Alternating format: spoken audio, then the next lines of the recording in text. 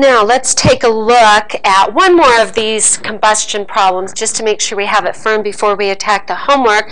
This time we're looking at a sample of rocket fuel and it's burned, so we certainly expect an exothermic delta H value for that. And Q of our combustion is going to be equal in magnitude but opposite in sign of Q of the water. And Q of my water, I have 1,500. We want it in grams because that's what the heat capacity is. Heat capacity of liquid water is 4.184. And then we want our final minus initial. It's interesting that there's not a huge temperature change for the water because water actually has a high heat capacity relative to many, many substances. It can absorb quite a bit of heat energy before a gram of water will go up by 1 degree Celsius. It's what, remember, heat capacity means. The joules required to raise 1 gram of water 1 degrees Celsius. And if you did that math, we'd get minus 1.989 times 10 to the 4th joules. Now that was joules for 1 gram of hydrazine. So if you want to go ahead and write that as joules per 1 gram, typically when you're reporting something that's just the pure process, you would just report the joules. Now let's convert that so that we would be able to compare that to an accepted value. And in order to compare to accepted or reported values, we would need kilojoules per mole. So we have minus 1.989 times 10 to the 4th joules per 1 gram times, now I've got grams in the denominator. To eliminate them, I put grams in the numerator. And it's not a 1, it's actually 32.06 grams per 1 mole. And again, joules to kilojoules, you should know. So, and our final answer would be minus 637.7 kilojoules for every mole of hydrazine we would combust. Now, that's our last MCAT. There are other ways to calculate delta H. Delta H is what we call a state function, which means it depends only on final and initial, and we can use a variety of ways to calculate it. The next method, instead of using MCAT, uses tabulated values of what is called the standard heat of formation of a compound.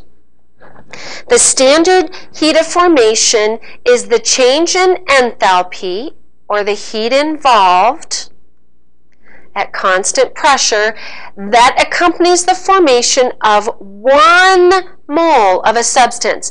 That's critical. So when you're making the substance, let's say we've got magnesium nitride. We'll just make something up there. Magnesium nitride. That means this has to be a 1 in front, because we're making 1 mole. Now the other criterion is it has to be from the elements, so magnesium and nitrogen, and they have to be in their natural state at standard ambient temperature and pressure, which for nitrogen is a gas and for magnesium is a solid. So that's how we define the standard heats of formation. Now just to clarify, standard here is a little different than what we used for the gas. It's often called, and I like to call it, standard ambient temperature and pressure, because the conditions are 1 atmosphere. That's fine, that's what we had before for the gases, but this time it's 25 degrees Celsius, which is roughly room temperature, which we call ambient temperature. So very different there. And finally, the heat of formation of elements in their natural state, which would have been like the magnesium solid, because magnesium naturally is a solid, mercury is naturally a liquid, oxygen is naturally a diatomic gas, and so the delta H of formations of each of those is 0. Just won't be given in the problem. You need to memorize that. That's a little piece of information, a little tidbit you have to carry along with you as we work into the mathematics of these. Now, to do these calculations, you're going to take the values given. So all of the values of either all of the heats of formation will be given, and that will be your unknown. Or you may be given the heat of reaction, and your unknown may be one of your delta H of formation values. And what we do is we add up for the products the balancing or stoichiometric coefficient.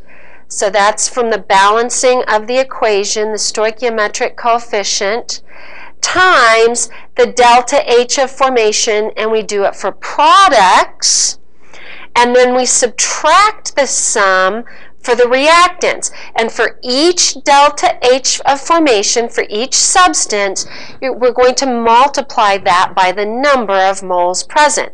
So these values are typically given in kilojoules per mole, and we're going to multiply it by the number of moles present in the balanced reaction. So let's try one example in this little Mimeo clip, and then we'll move on to the next clip. Now, example 1416 says write the reaction. So first we have to write our reaction, and then we're going to use these given values to calculate the enthalpy change of combustion. Now we could have done this in a calorimeter. This time we're going to calculate. Maybe that could give us a rough estimate of what we expect in the experiment. But either way, delta H is a state function. Doesn't matter the approach. All that matters is the final and the initial states that we're in. So let's write our reaction.